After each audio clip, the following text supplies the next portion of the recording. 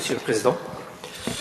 Alors, premièrement, je remercie le candidat pour la clarté de cette présentation. Le travail traité par le candidat est très bien et très intéressant et d'actualité. Globalement, le document est bien rédigé et bien sûr représente un travail de recherche conséquent. Les solutions proposées sont intéressantes et constituent une véritable contribution pour le routage géographique dans le réseau. Voilà, grosso modo, néanmoins, j'ai quelques remarques et quelques questions. Voilà, quelques remarques de forme toujours concernant le document. Alors, le premier chapitre, je le trouve très très bien rédigé et écrit en termes de contenu, d'enchaînement, surtout la partie théorique, état de l'art, c'est le protocole de routage. Elle est bien faite, cette première partie. Mais ma première remarque concernant le volume de votre manuscrit, on trouve la partie théorique, c'est-à-dire chapitre 1 et chapitre 2, à peu près 50 pages. Par contre, la partie contribution, chapitre 3 plus chapitre 4, à peu près 36 pages. Pour avoir un bon manuscrit, normalement, au moins le minimum, moitié-moitié, 50-50. Au moins.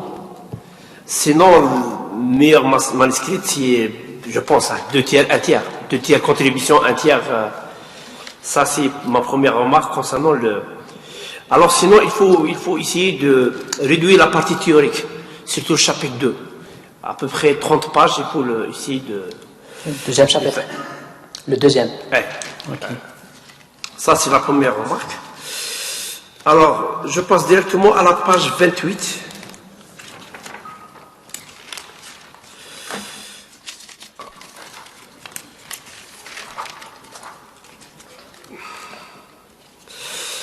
Une remarque de forme.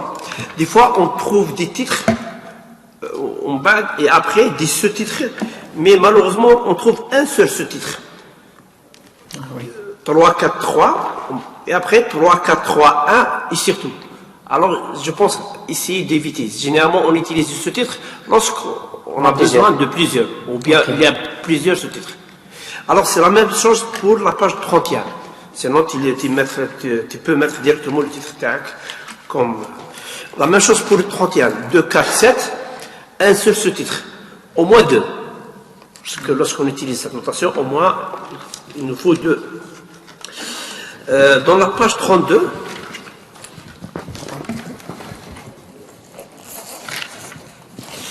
alors je pense la même chose, la même remarque, je pense que c'est un problème de la tech.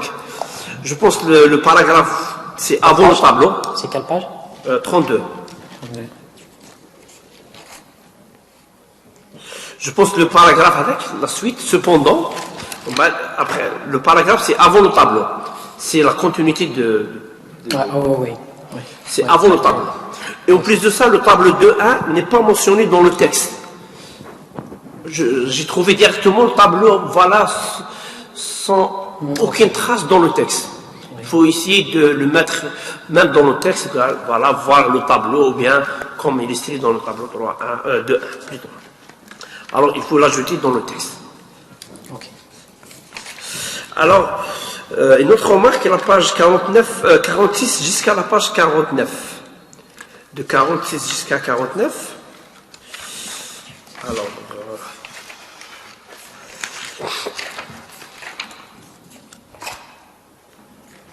Alors, concernant les protocoles de routage géographique.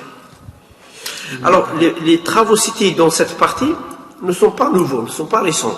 Je pense que le maximum, c'est 2008. Alors, est-ce qu'il n'y a pas de...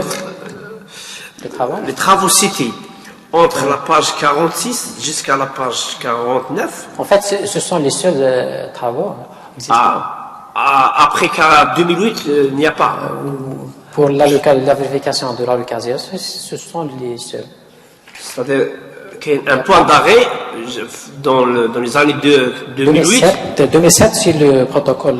2008, c'est le plus récent fait. Le plus récent, oui.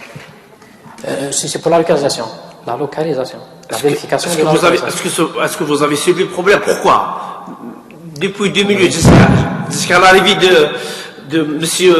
Boulège. Oui. Vous voyez? Ok. Alors, je les trouve. La page 52, rapidement. Alors, un chapitre se termine par les conclusions, normalement. Normalement, oui. Après conclusion, on trouve un tableau 2.2. Je pense que ce n'est pas sa place ici. C'est une version de... Je pense. Bon, parce que la conclusion, je pense, c'est la dernière section qui...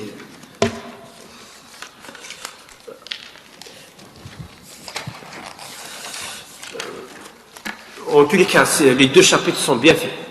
1 et 2 sont c'est-à-dire bien détaillés, bien synthétisés. Réellement, c'est agréable de lire à mémoire, c'est-à-dire pareil. Alors, une autre remarque, peut-être la dernière remarque, dans la page...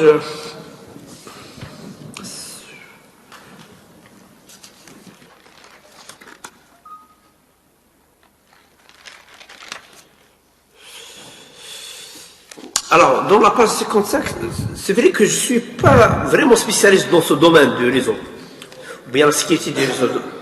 Mais la manière de votre description n'est pas facile à comprendre. La page 52, la description détaillée de notre approche. Oui. C'est-à-dire la manière, blablabla, directement comme ça. Okay. Alors, c'est pas, je pense, je ne sais pas. C'est pas l'enchaînement. Mais c'est pas évident comme ça. Alors sinon, il faut lui mettre 10 points, des étapes. Parce que en fait, les paragraphes, ce sont 10 points. Donc la première étape, comment le source... Mais c'est trop. C'est-à-dire, cette section, elle est vraiment... C'est trop, je pense. C'est-à-dire, pour donner au lecteur, c'est-à-dire le plaisir voilà, de lire. En fait, cette démarche, elle est proposée par des reviewers du journal Ad Hoc Networks. Donc, en tous les cas.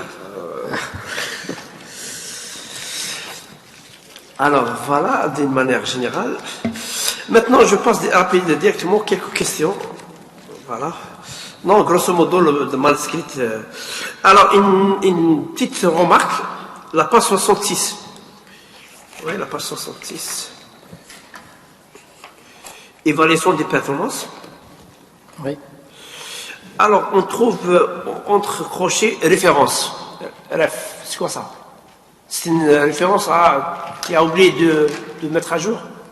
En quelle ligne? L'évaluation des performances. La ligne 1, 2, 3, 4, 5, 6, 7e ligne. Selon l'étude effectuée dans... Ça m'a échappé, c'est une référence. Chez moi, j'ai les corrigé. 66. C'est 53. Dans 53. En 66, il a mis dans 53. Donc c'est d'accord. La même version. Alors on n'a pas peut-être la même version. Ouais, vous avez une version d'avant. Alors, vous avez une référence à compléter. Et d'accord, M. Bardel, vous lui avez donné l'ancienne version. L'ancienne version, oui. C'est 53. C'est 53 normalement la référence. Ok.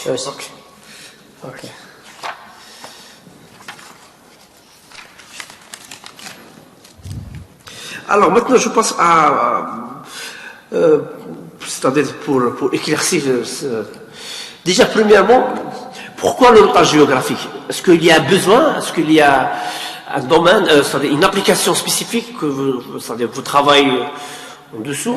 Le besoin d'une approche de sécurité? Oui. Pourquoi? Pourquoi c'est-à-dire le notage? Pourquoi exactement le notage géographique? Parce que c'est une solution attractive. Donc, avec les autres approches, les autres types de protocoles, par exemple des réactifs, réactifs. Donc, il y a une phase de construction de route, une phase pour construire un chemin entre la source et la destination. Donc, cette phase, elle est coûteuse en termes de temps de transmission ou bien d'énergie, etc. Donc, cependant, pour le routage géographique, les décisions de routage sont prises en se basant sur les voisins. Donc, on n'a pas besoin de construire une route. C'est juste de choisir parmi les voisins un nœud vers la destination et acheminer le paquet. Donc, cette technique permet de gagner du temps de transmission et d'une énergie, etc. Donc, c'est une solution attractive. Dans la concernant Page 54, c'est une question concernant les hypothèses. Oui. La même chose, j'ai lu dans le diapo, je pense 21, 23. Alors, ces hypothèses-là, est-ce que c'est pour simplifier votre problème? Parce que... Quelle page? Page dans le document, c'est page 54. Sinon, dans le diapo 23. Ah, ok, c'est ça. Les hypothèses. Ouais. 23, non, c'est pas ça. Le diapo 23. Pour la deuxième contribution. Oui, pour la deuxième solution, oui. 23, c'est ça. Oui. Voilà, on considère un réseau de capteurs sans fil où tous les nœuds sont statiques et contraignants en énergie. De façon Chaque générale. nœud connaît sa position. Ça, c'est ces hypothèses-là. Oui. Réellement, c'est pour simplifier le problème. La première hypothèse, c'est évident. En général, les capteurs ne se déplacent pas. Ils sont statiques. Et ils sont contraignants en énergie. Donc ça, cette hypothèse est réellement dans les réseaux capteurs sans fil. La deuxième, donc on a supposé, donc il y a une étape précédente avant de commencer le routage, il y a une étape qui permet au nœud de se reconnaître. Donc il y a une étape, c'est une étape de localisation et de se connaître. Donc c'est une hypothèse existante. Je ne sais pas ce que j'ai bien répondu. Ok, c'est pas vrai. Si je peux intervenir. Oui. Ici, C'est une hypothèse, oui. est-ce qu'il y a une dynamicité dans la gestion La dynamicité dans les réseaux ad hoc, généralement les réseaux ad hoc sont statiques. De l'énergie. Les autres capteurs sont statiques. On parle de l'énergie. Est-ce qu'elle est dynamique, c'est actualisé? Parce que dès qu'on lance une application, d'accord, l'énergie évolue. Est-ce que donc il y a une remise, donc une actualisation dynamique Actualisation de la quantité, d'énergie de chacun de nous? J'ai pas compris la question. Sauf ici, vous dites chaque nœud connaît sa position, Oui. d'accord? Elle est fixe de toute façon, puisque vous dites. La position, c'est l'énergie de ses voisins et celle de la destination. Celle-ci évolue dans le temps. Avec le temps. Voilà, elle évolue avec le temps. Est-ce que vous avez une gestion dynamique, d'accord, de niveau d'énergie? En fait, l'actualisation se fait de façon automatique, périodiquement. Comment elle se fait? Chaque nœud diffuse périodiquement ses informations personnelles. Par exemple, l'énergie résiduelle et donc la position elle est fixée. Donc c'est une actualisation automatique. On n'a pas introduit ça dans la constitution du protocole. C'est pour ça qu'on a mis comme hypothèse. Ok, on passe. Alors, concernant une autre question concernant l'étude comparative. Premièrement, vous avez choisi les deux protocoles NFP et MFR pour comparer. Quelle contribution? La première, la deuxième? Dans la deuxième, la page 66. Page? Dans la première, la page 66. 66. Oui. Pour l'évaluation des performances. Voilà, vous n'avez pas justifié le choix de ces deux protocoles pour faire la comparaison. Oui, j'ai mentionné la justification. Pourquoi? Non, le choix de ces deux protocoles. Pourquoi vous avez comparé votre approche sauf avec ces deux protocoles? Ah, seulement. Ouais. Donc, pourquoi je commence tout d'abord pourquoi vous avez choisi? Parce qu'on a choisi ces deux protocoles ensuite.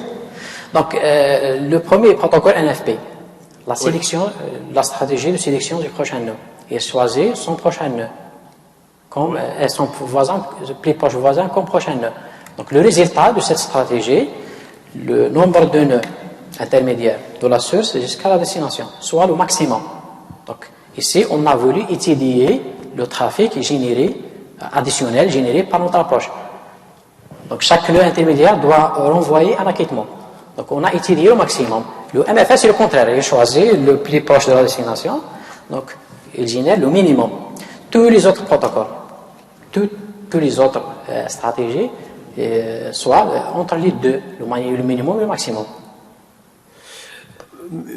Un autre problème. Alors, vous avez, pour l'évaluation, vous avez fait des simulations. Oui. En utilisant le simulateur. GSIM. D'accord.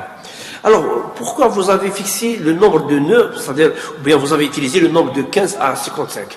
Vous êtes en train de simuler. Oui. Et dans un cas pratique, le nombre de nœuds varie normalement. Au plus ça, vous travaillez, c'est-à-dire, on est dans un cas, ou bien dans un système distribué. Alors, lorsqu'on parle du système distribué, on parle de large échelle, on parle de, c'est-à-dire beaucoup de problèmes. En plus ça, vous n'avez pas déployé, c'est-à-dire, ou bien vous n'avez pas testé réellement, c'est-à-dire pour juste la simulation. Alors pourquoi vous avez, soit pour la première application, ou la première solution, ou bien la deuxième solution, c'est-à-dire le nombre de nœuds utilisés, il est minimum, je pense, non? Parce que simuler, bon, je peux aller plus loin. Oui, on aurait pu ça. Est-ce que vous êtes d'accord? Oui, je suis d'accord, tout à fait. Normalement, au moins, c'est-à-dire parce que 15 à 55 nœuds, je pense, c'est pas. Mais il y a un truc ici. Parce que après, si on augmente le nombre de nœuds, est-ce que la fiabilité ou bien l'efficacité de votre approche reste toujours uniforme, elle donne toujours des bons résultats comme. Je pense ici, ce qui compte, c'est la densité et pas le nombre de nœuds. C'est la densité. La densité, ça veut dire quoi? La densité, le nombre de nœuds dans par exemple, un c'est mètre ça, carré. c'est ça que je parle. C'est le nombre. Oui, c'est la densité. Donc, à 100 mètres, à 300. Parce que. Les paramètres de simulation, ici. Donc, la densité de la surface de simulation, c'est 100 mètres à 300 mètres.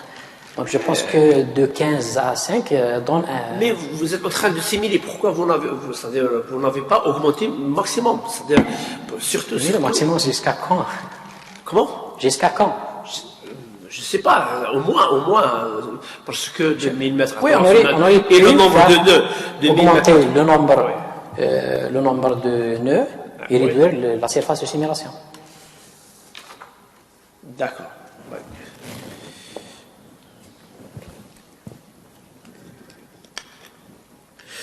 Et dans le diapo 21, juste après ça. Alors, réellement, comment vous jugez, c'est-à-dire les résultats obtenus dans ce diapo? Les résultats obtenus. Le package overhead et voilà, le package et le pipe. Comment j'ai fait ça? Comment vous jugez? C'est-à-dire, où vous situez, c'est-à-dire par rapport à qu'est-ce qui existe dans la littérature? Parce que on voit par exemple concernant le package overhead. Voilà, oui. Alors, on voit par exemple en couleur bleue, c'est-à-dire le NFP avec votre approche. Oui. Alors, vous voyez comment la figure commence, c'est-à-dire elle monte. Elle monte, oui. Par contre, le NFP tout seul. C'est ça? Oui. Ça. Dans les trois figures, la même chose. Alors, est-ce que vous voyez ça normal? Normal, c'est très normal. Pourquoi? Parce que la stratégie de sélection du prochain nœud appliquée par un NFP augmente le nombre de nœuds intermédiaires. De ce fait, elle augmente le nombre de paquets. Elle augmente le nombre de paquets. Donc, ici, 10, 20 avec le temps. D'accord?